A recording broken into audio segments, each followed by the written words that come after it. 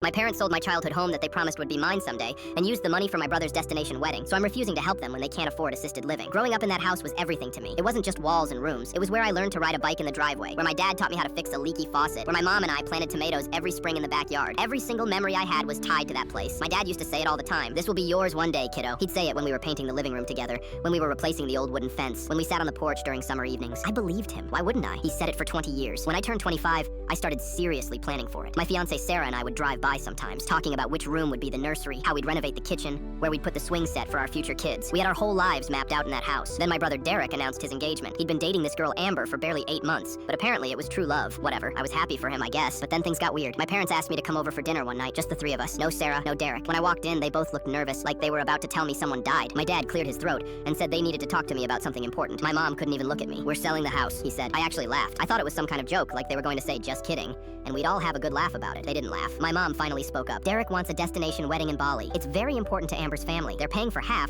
but we need to cover our half, and we just don't have that kind of money sitting around." I sat there staring at them, waiting for the punchline that never came. "You promised me that house," I said quietly. "For 20 years, you promised me." My dad shifted uncomfortably. "Well, things change, son. Family helps family. Your brother needs this." "What about what I need?" My voice was shaking. "Sarah and I have been planning our entire future around that house. You told me it was mine." My mom reached across the table. "You'll understand someday when you have kids of your own. Sometimes you have to make sacrifices." The house sold in 3 weeks, $340,000. Every single penny went to fund my brother's elaborate 4-day wedding extravaganza in Bali. Ice sculptures, fire dancers, a private beach, the whole 9 yards. I wasn't even invited to help plan it. I got a save the date in the mail like I was some distant cousin they felt obligated to invite. When I called my brother to talk about it, he said, "Mom and Dad wanted to surprise everyone. Don't make this about you." I didn't go to the wedding. Fast forward 2 years. My phone rings at 11 p.m. on a Tuesday. It's my mom, and she's crying so hard I can barely understand her. Apparently they'd been renting an apartment since selling the house, but the landlord was raising the rent by $800 a month. They couldn't afford it anymore. Their savings were gone. Turned out that Bali wedding wasn't the only thing they'd funded for Derek. There was also his car, his security deposit on an apartment, his credit card debt. Now they needed to move into assisted living because my dad's health was declining, but the good facilities cost $4,000 a month,